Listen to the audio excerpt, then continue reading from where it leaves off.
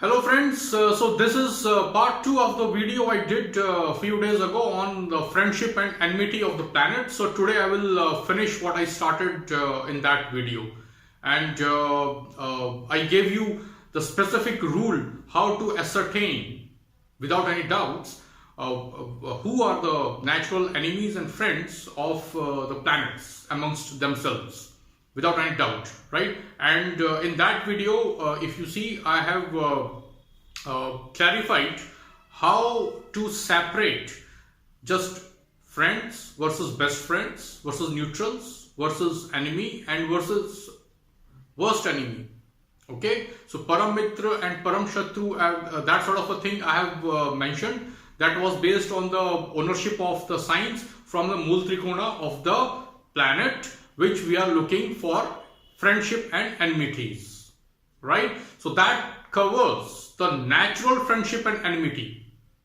I will leave the link to that video in the comments part below this video pane, so you can watch that video if you haven't already.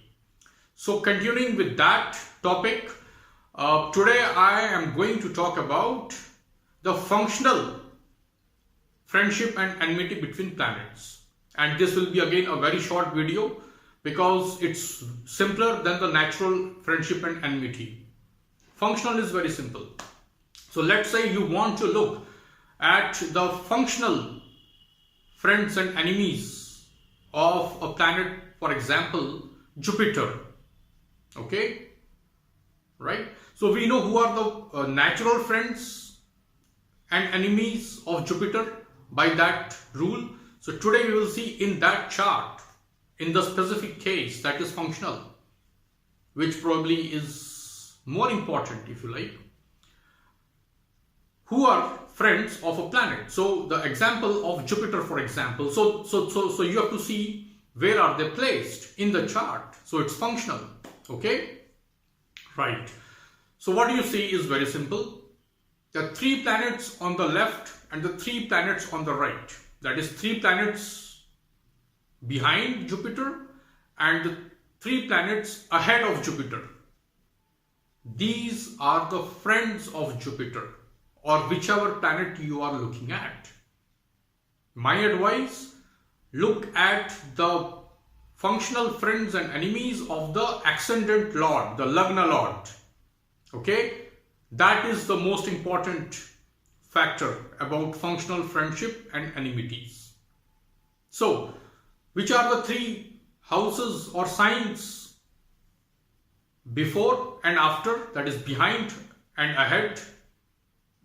So from the planet, the position of the planet in the chart, look at the 10th, 11th and 12th houses. The planets which are placed in these houses from that planet, they are friends, and also the ones at 2nd, 3rd and 4th.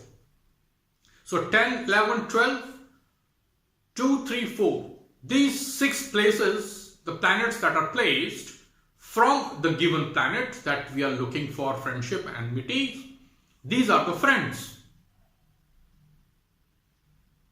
So this is not from the ascendant I am saying from the placement of that planet. Let's say you are looking at the friends and enemies of Jupiter in the functional way, okay, in the given chart, in the specific case. So all you do is look at the planets which are in the 10th, 11th and 12th, or 2nd, 3rd and 4th from Jupiter. So these guys are the friends of Jupiter in that chart. In that chart, that is what functional is about. Now, I will give you how to practically use this, the part 1 of the video and part 2 of the video. Before I say that, the other houses that I did not name, okay, the other houses that I did not name, which are those 5th, 6th, 7th, 8th, 9th. The planets placed in these positions are not the functional friends of this planet. What about first? The planet that is conjunct the planet we are looking at, that is not friend. It is neutral, but in a way it is kind of competing with the space.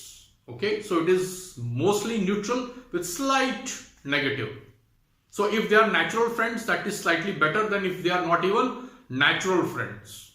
Okay, so now I will mix the two concepts, the natural friendship versus functional friendship or enmity. Okay, so now if you have a situation where you have a planet that is natural friend and functional friend, so that goes very good. Their energies would combine in almost perfect fashion.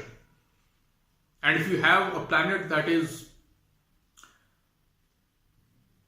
functional friend but a natural enemy, so you can say that they are neutral in this chart, and vice versa. If one is, if by natural consideration it is friend, but by functional consideration it is enemy, so you would say that these are neutrals in the chart. And if functional wise also they are enemies, and in natural consideration also they are enemies, then you would say they are real bad enemies in the chart. Okay, so that is how you use both the nature as far as the enmity and friendship of planets is concerned. Okay, so that is how you see, and this becomes very important when you are looking at the dasha, for example, the transits, for example. Okay, so you know exactly that how the planet's energies would combine. And in the previous video, I have given you categories not only of friends and enemies, but also I have divided the friendship between two, best friends and just friends. Okay, based on how many of the two signs are positioned from the Mool Trikona of the planet that we are looking at, right? So all that was there in the part 1 video, but part 2 video is very simple to look at, the functional nature, the ones in 2, 3, 4 and 10, 11, 12. These 6 placements from that planet are the friends, others are not friends in the chart. So they are not functional friends if they are not in these houses. Okay, so that's about it, friends. Next video will be on another interesting and important topic, and you stand by for that. And regarding this friendship and enmities, do write comments and I will respond to them. Thank you for watching.